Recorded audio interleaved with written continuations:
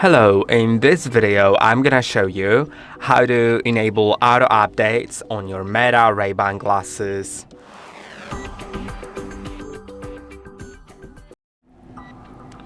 To do it, go to the settings of the glasses. You can see there are two gear icons and you need to click on those within the frame here. The one that is lower, and go to updates.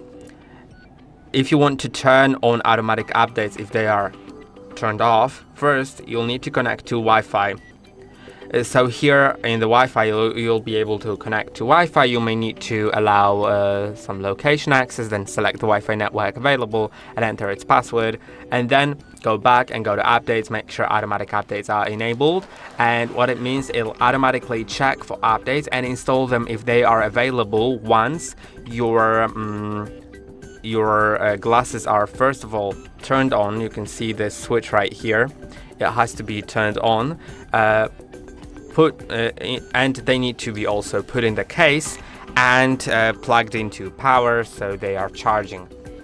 And at that time it'll automatically check for any updates, and if there are any, then it will connect it. And I hope that this video was helpful. Don't forget to like and subscribe. See you in the next one.